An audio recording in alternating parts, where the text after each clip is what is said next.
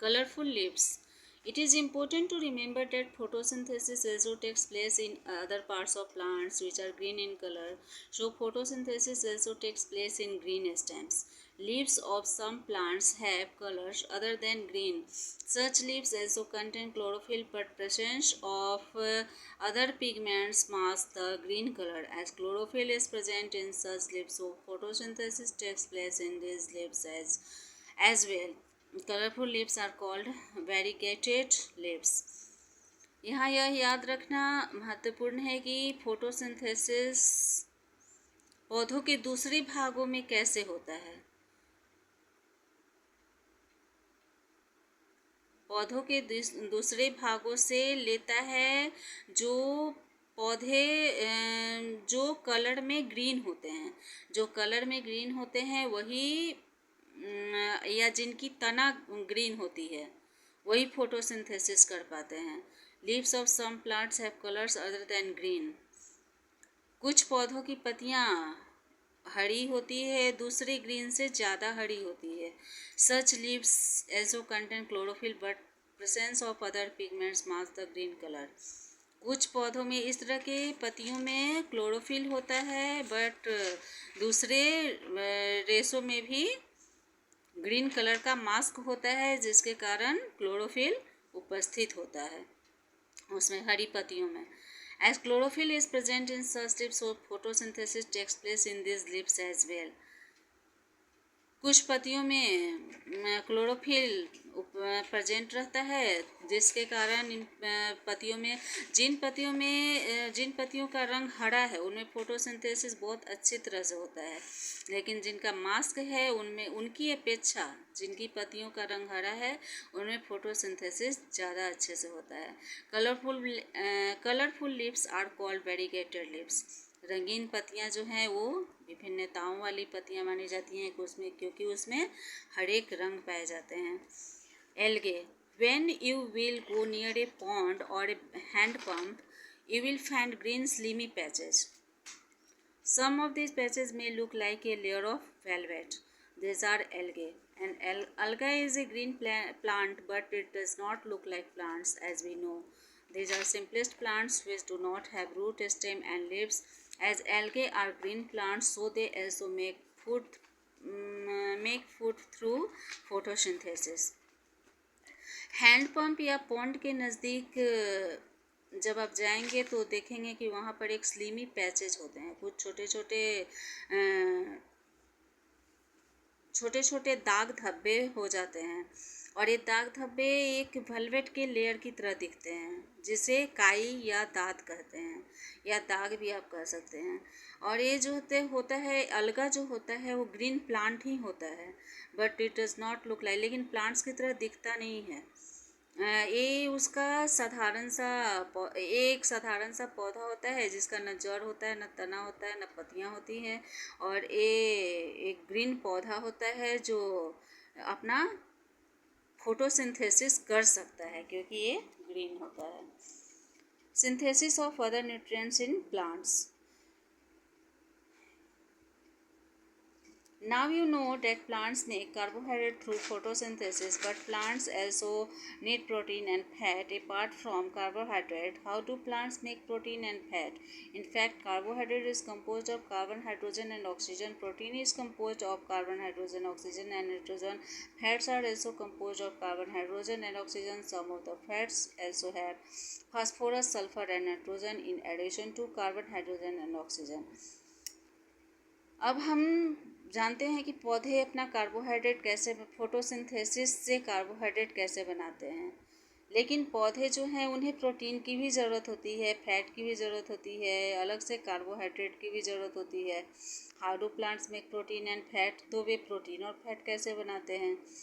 वास्तव में कार्बोहाइड्रेट जो होता है वो कार्बन, हाइड्रोजन और ऑक्सीजन से बना होता है। Protein is compose of carbon, hydrogen, oxygen and nitrogen. Protein भी जो है वो कार्बन, हाइड्रोजन, ऑक्सीजन, नाइट्रोजन से बना होता है।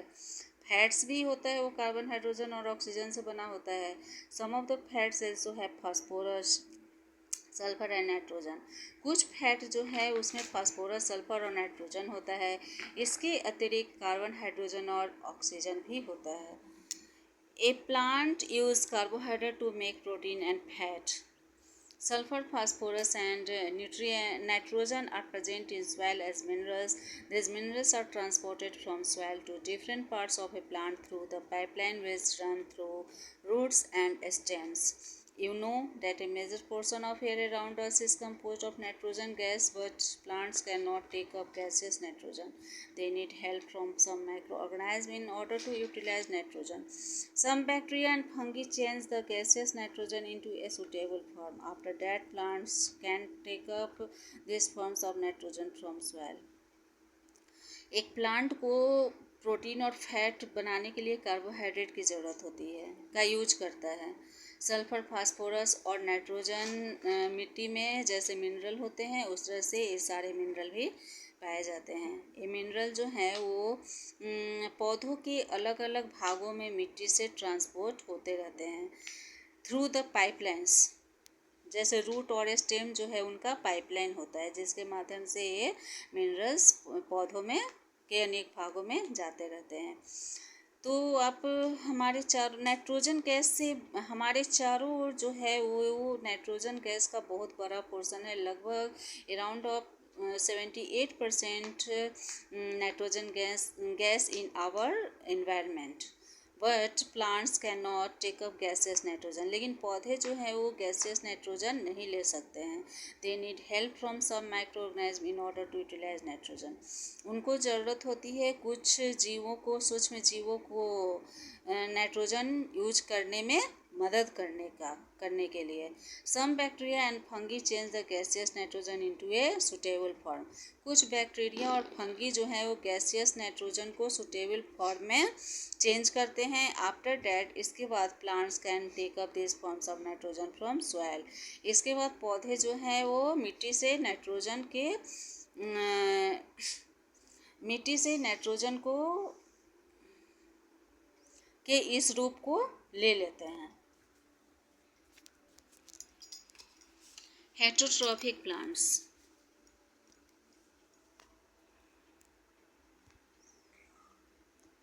Some plants do not have chlorophyll in them, so these plants are unable to make their food. Such plants depend on other plants for food. कुछ पौधे जो हैं वो उनमें क्लोरोफिल नहीं होता है, कुछ पौधे अपना भोजन नहीं बना पाते हैं। इस तरह के पौधे अपने भोजन के लिए दूसरे पौधों पर डिपेंडेंट होते हैं जो परपोषी कहलाते हैं। You may have seen wild like aloes plants growing on some big trees. These are the plants of Cuscuta amarbel. A Cuscuta plant lives on other trees to take nutrition. These plants cannot make food because they do not have chlorophyll. A plant living on other plant for food is called parasitic plant. Mistletoe is another example of parasitic plant. आपने देखा होगा कि wild life के ताड़ के जैसा एलोइस plant भी होता है जो बहुत कुछ बड़े पौधों पर भी पाए जाते हैं। और एक पौधा जो है वो अमरबेल कहलाता है। अमरबेल का पौधा जो है वो दूसरे पौधों अपने पोषण के लिए दूसरे पेड़ों पर डिपेंड करते हैं और ये अपना भोजन खुद नहीं बना पाते हैं क्योंकि इनके पास क्लोरोफिल नहीं होता है। A plant living on other plant for food is called parasitic plant. इनको जब दूसरे पौधों पर जो पौधे अपना भोजन के लिए डिपेंड होते हैं उनको परजीवी पौधा कहते हैं। जैसे मिस्टलेटो भी इसका एक उदाहरण है परजीवी पौधा का। पैरासाइट परजीवी किसे कहते हैं? A living being which lives in or on the body of another living being for food is called a parasite. The living being on which are the parasite lives is called the host. Such a relationship between two living beings is called parasitism. In this relationship, the parasite is always in benefit and the host is always at loss. You will be surprised to know that many parasites live in and on our body too. Lice is a parasite that lives in hair. एक सजीव जो है वो हमारे शरीर पर भी रहता है और वो अपना भोजन परजीवी के रूप में प्राप्त करता है जैसे और इसे होस्ट कहा जाता है।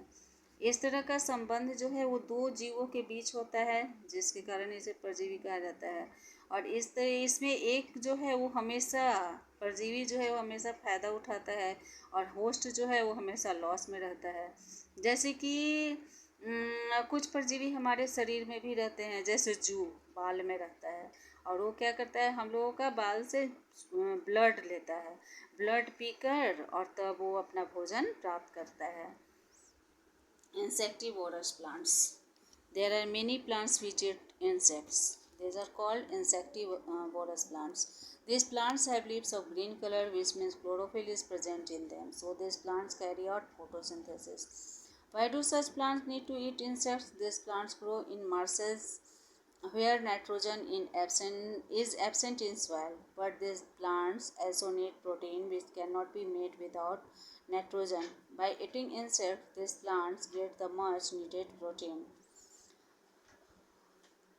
बहुत सारे ऐसे पौधे हैं जो कीड़े मकोड़े खाते हैं और इनको कीटभक्षी पौधा कहा जाता है। ये ग्रीन में कलर में ग्रीन होती, इनकी पत्तियां भी ग्रीन कलर में ग्रीन होती हैं, जिसमें क्लोरोफिल होता है और ये फोटोसिंथेसिस भी करते हैं। कुछ पौधे कीड़े मकोड़े खाते हैं। ये कीड़े मकोड़े इस तरह के पौधे क्यों खाते हैं? क्योंकि इनमें बहुत बड़ी मात्रा में मिट्टी में नाइट्रोजन